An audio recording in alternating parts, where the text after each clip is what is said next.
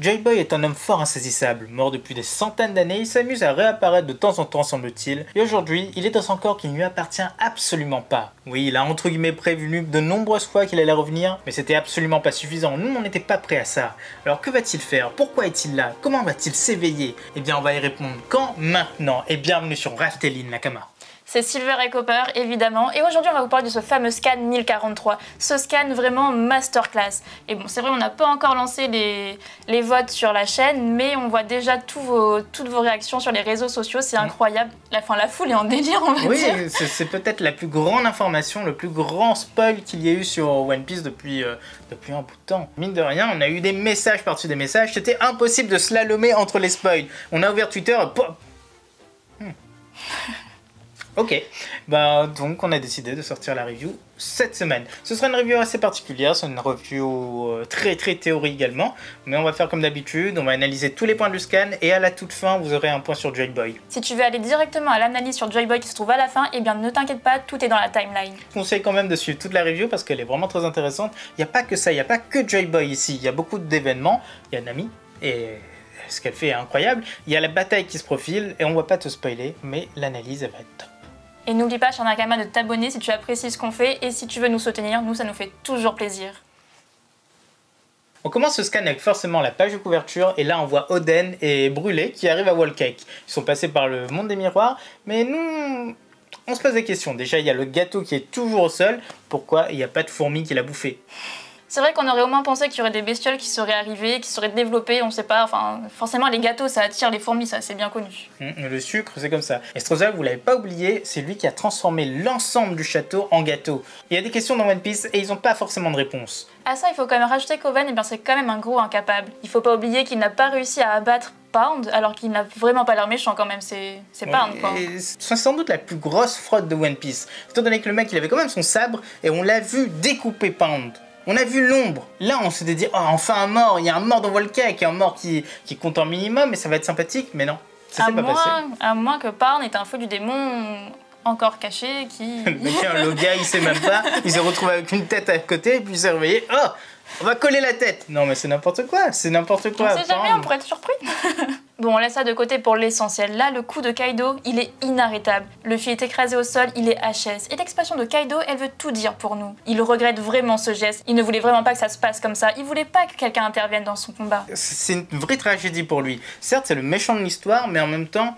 ce qu'il cherche, c'est vraiment de perdre comme si que lui, il a trouvé la personne plus forte que lui, être poussé à son paroxysme et la perdre. Il aurait gagné en fait le combat. Sans doute qu'il aurait gagné le combat. Luffy n'aurait pas tenu tant que ça et Kaido est hyper résistant. C'est triste. C'est triste que la conclusion, il ne peut pas la connaître. Et c'est la deuxième fois. La première fois, c'était contre Oden. La deuxième fois, là, c'est contre Luffy. Et le membre du CP9, il sait exactement ce qui lui attend. Bon, de toute façon, l'homme au chapeau melon, il savait très bien ce qu'il attendait. C'était comme une mission suicide. Être envoyé directement sur le toit face à Kaido et interrompre le combat comme ça... il le savait. Et évidemment, du coup, Kaido, il sort sa masse et il l'écrase d'un seul coup. Ce qui est bien à noter là-dedans, c'est qu'on est tous contents. On adore le voir au sol, ce mec. Mais surtout, il y a un tout petit détail, c'est que le mec, il bouge pas. Je pense vraiment qu'il aurait pu essayer de fuir, mais il savait que Kaido l'aurait rattrapé et il savait que c'était fini. À partir du moment où tu acceptes cette mission, tu sais que tu vas crever. Et ça s'est passé, il est mort. Pour nous, il est mort. En tout cas, s'il est pas mort, c'est une grosse déception. Bon, on connaît pas son nom, mais ce sera sûrement donné dans les Vive Cards ou alors dans les SBS. Bon, à mon avis, il est pas mort parce qu'effectivement, on connaît rien sur lui, on connaît pas son nom, on connaît pas son passé. Je pense pas qu'Oda puisse détruire un personnage qui a l'air quand même assez important sans amener d'histoire avant, enfin sans qu'il ait une réelle importance. On verra. En tout cas, c'est pas lui le plus important de The Scan, donc on continue.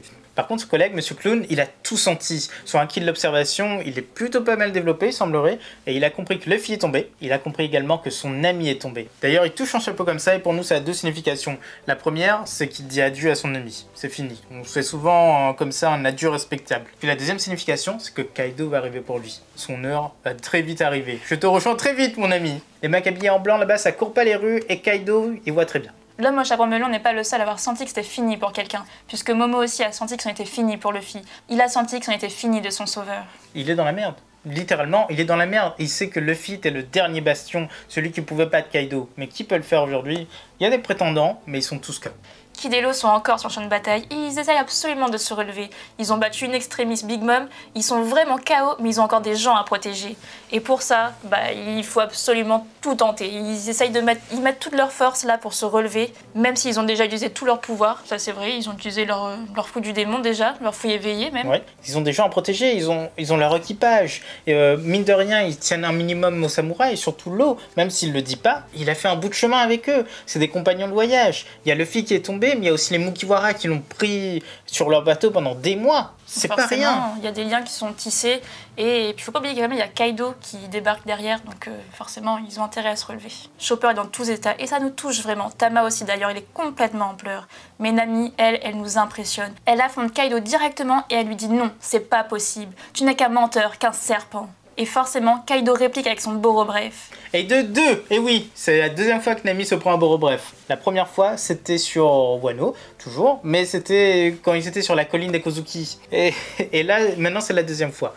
Bien sûr, Marco est là, et Marco l'a sauvé. Et on l'avait dit dans le scan précédent, ce n'est pas anodin. Marco est avec Nami, et c'est la plus grande des protections sur Wano. Toutes les grandes puissances sont tombées. Il ne reste que Kaido, Marco, et c'est tout. C'est les deux seuls qui sont capables en fait de faire quelque chose réellement. Les deux qui ont un niveau qui est comparable en fait à celui d'un Yonko. Il peut arrêter ses attaques, mais ça nous étonnerait qu'il puisse le battre. Ça, c'est juste pas possible. En plus de son état, il vient de se battre contre King et contre Queen. Il les a retenus pendant très longtemps, mais il les a pas battus non plus. Pour nous, Kaido, il va en faire qu'une bouchée s'il y a une bataille. Par contre, nous on pense qu'il y a quand même une bataille royale qui est en train de se préparer. On a Neko et Carotte qui sont en train de foncer vers le toit. Kid et Law sont en train de s'armer, Marco est prêt à se battre, il y a aussi encore les Mugiwara. Et pendant ce temps, sur le toit, Momo est en grande discussion. Il a tout compris, il a un ki de l'observation qui est très développé. C'est comme Aisha sur les îles Célestes.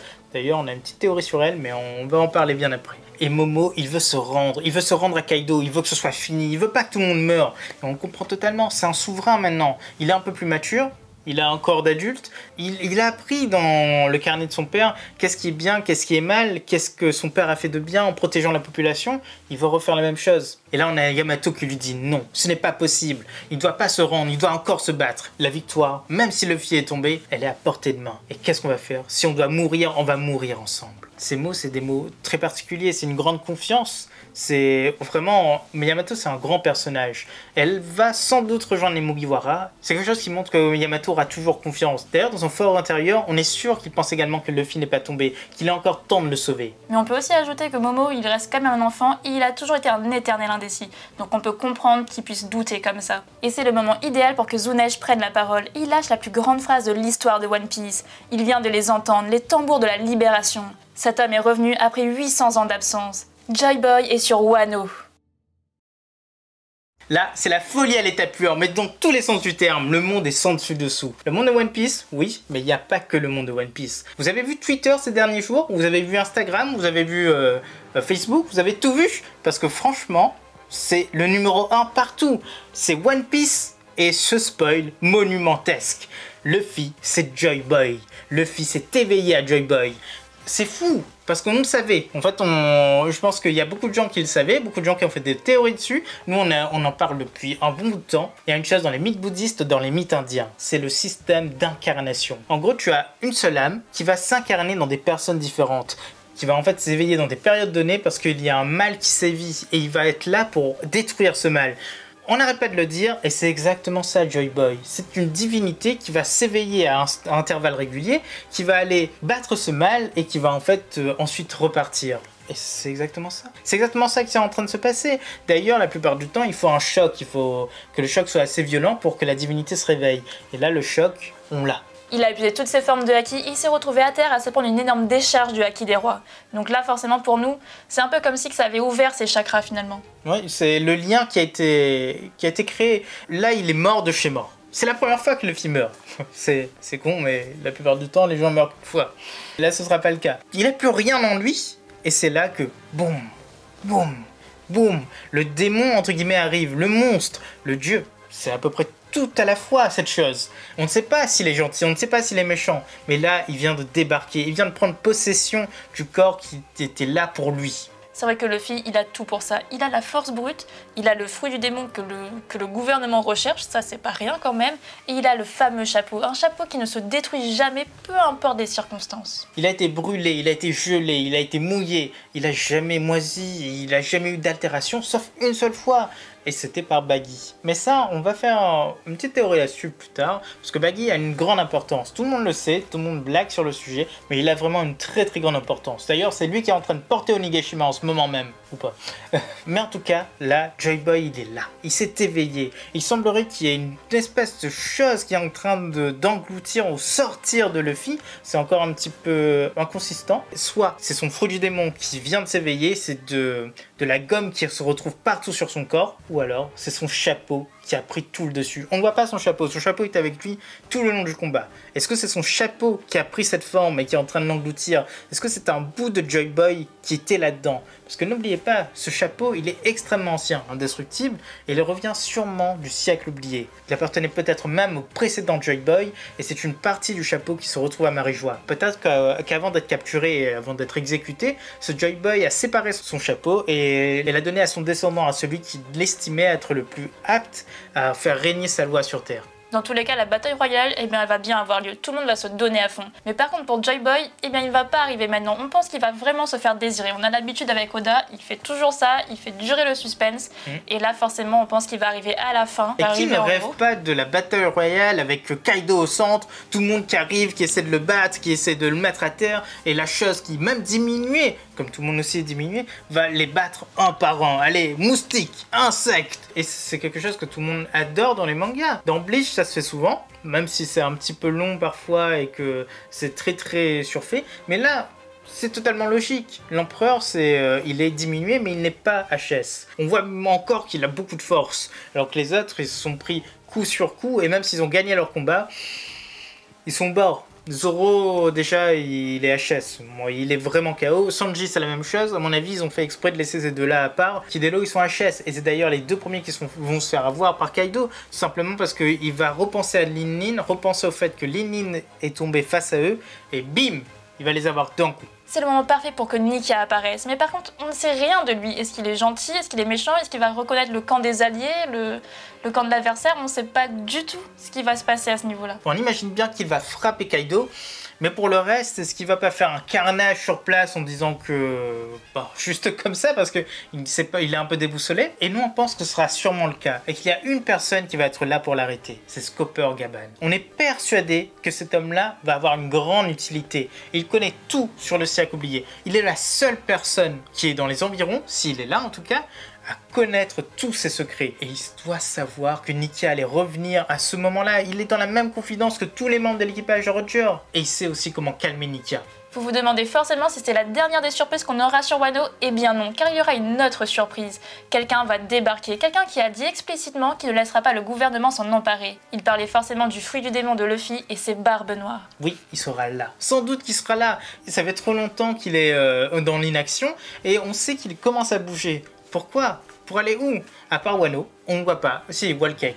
Mais là, justement, on pense qu'Oda a fait un coup de maître. Il a fait une double histoire sur Barbe Noire. Tout d'abord, Whole Cake, avec l'histoire de Germa. En plein milieu, on va voir Barbe Noire arriver. Barbe Noire qui va massacrer tout le monde pour prendre le poneglyphe rouge. Et en parallèle, dans le même scan, on verra Barbe Noire qui va poser le pied sur Wano. Ce sera sa double entrée en jeu, ce sera la grande surprise d'Oda. Nous, on voit très bien la chose se faire. Ce serait génialissime parce que n'oubliez pas que Whole Cake, ça se passe sans doute bien avant. Le Germa est en train de s'enfuir, la bataille vient de se finir. Et là, on est quelques mois plus tard. Donc, ça peut vraiment faire une histoire parallèle et ce serait vraiment génial. Et avant de passer aux prédictions pour le scan suivant, n'hésite pas à laisser un petit like si tu as apprécié la vidéo jusqu'ici, à t'abonner si ce n'est pas déjà fait, et à commenter si tu le souhaites. Mais les prédictions pour le scan suivant sont les suivantes. Petit 1, Nika ne va pas faire son apparition. Oda ne va pas faire ça tout de suite, il aime beaucoup faire du suspense. Numéro 2, Kaido fait un carnage et commence à achever les samouraïs. Kawamatsu, Neko, Carotte, Kid, Law et les Mugiwara essayent d'arrêter Kaido, mais rien n'y fait, la bête les domine. Numéro 3, Big Mom aussi s'éveille à Joy Boy. Oh pardon, ça c'est un délire. Les enfants de Big Mom commencent à remonter. Après tout, l'histoire a déjà commencé à changer. Et enfin, numéro 4, le grand héros des lieux fait son apparition. L'homme qui était sur le bateau de Marco, Scopper Gaban. Il est là pour arrêter Nika, il savait qu'il serait de retour sur place. Et lui, il détient tous les secrets au même titre que tout l'équipage de Roger.